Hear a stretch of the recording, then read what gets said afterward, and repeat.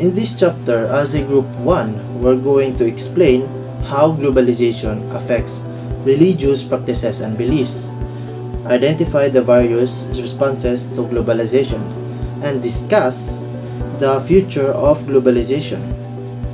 Future religion in a globalized world, rather. But first, what is globalization and what is religion? Okay.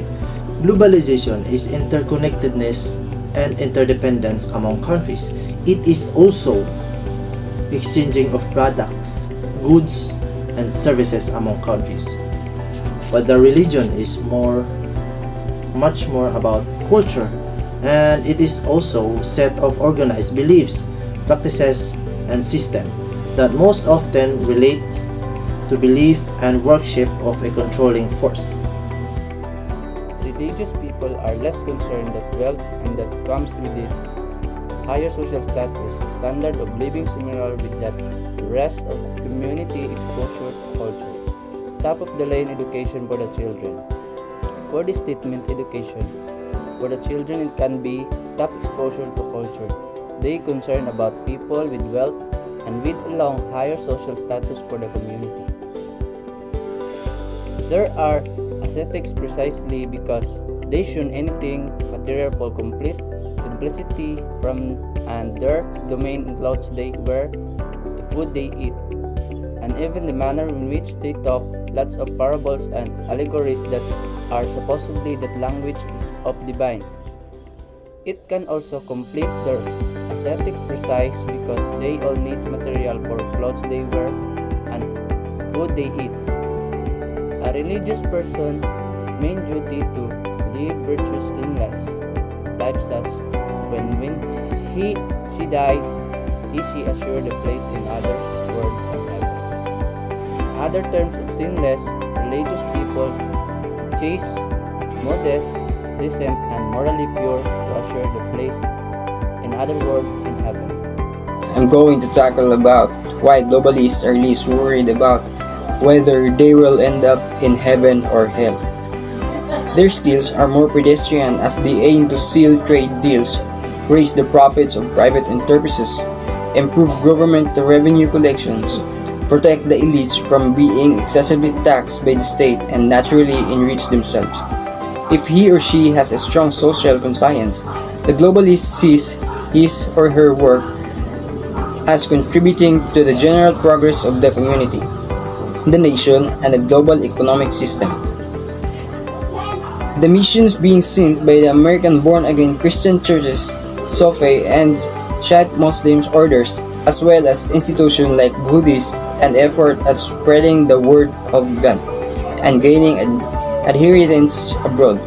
Religious regards identities associated with globalist citizenship, language, and race as inferior and narrow because they are earthly categorized. Realities. The relationship between religion and globalism is much more complicated.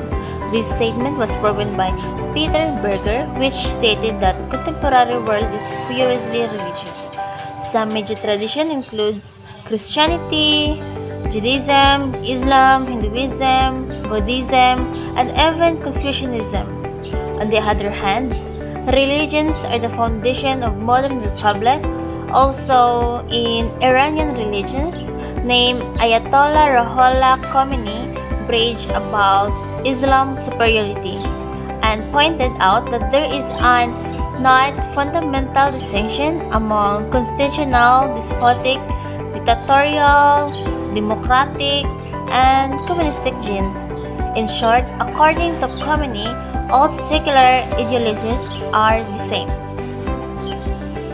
Religion for globalization and the religion against globalization. There is hardly a religious movement today that does not use religion to oppose profane globalization. Yet, the two old world religions, Christianity and Islam, see globalization more an opportunity to expand their reach all over the world.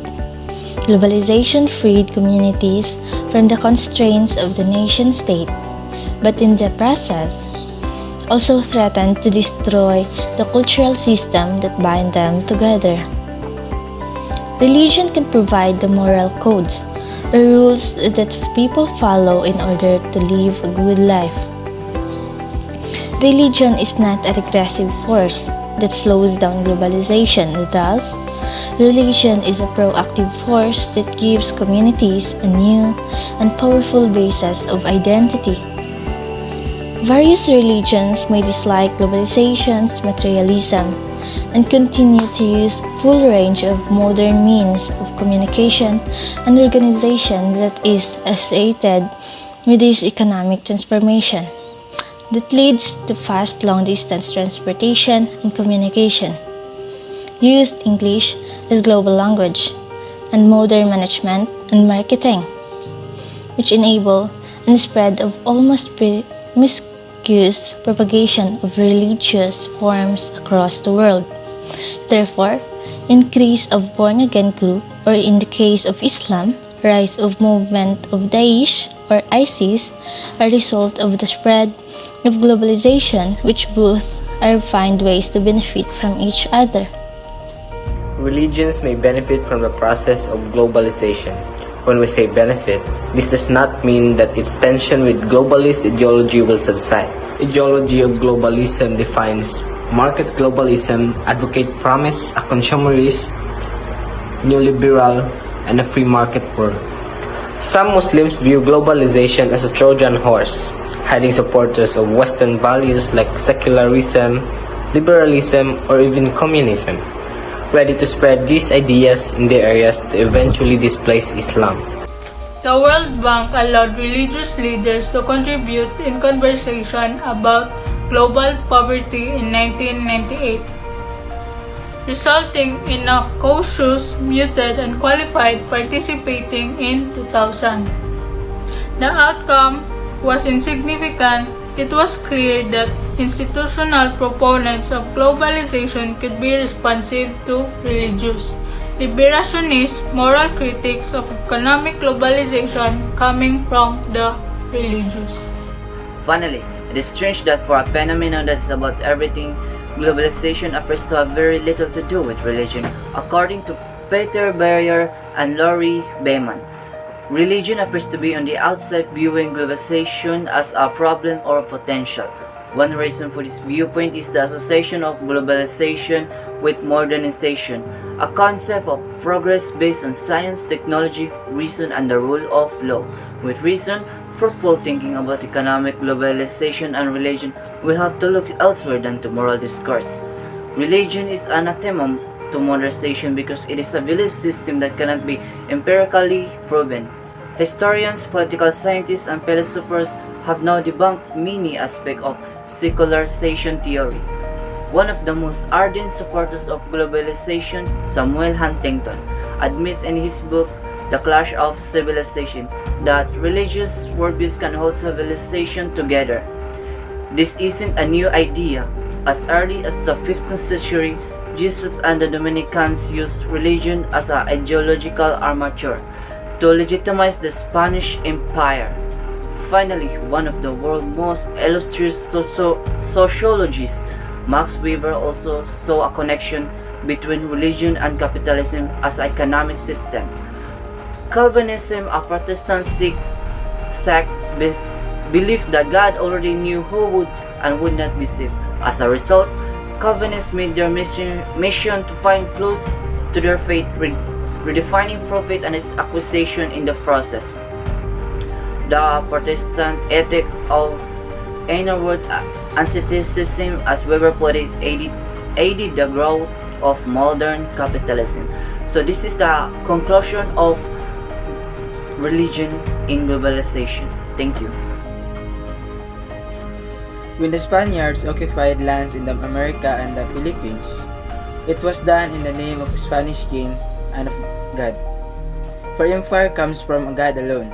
Over 300 years later, American President William McKinley concluded that it was the duty of the United States to educate the Filipinos and uplift and civilize and Christianize them by God's grace.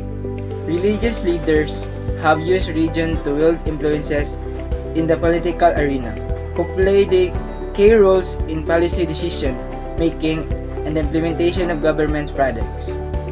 In short, the warning of perdition, hell is real, place prepared by Allah for those who do not believe in Him, rebel against His laws, and reject His messengers. The promises of salvation, but our citizenship is in heaven, and their obligatory pilgrimage, the visit of Bethlehem or Mecca, therefore have no choice but to accept this reality that religion is here to stay.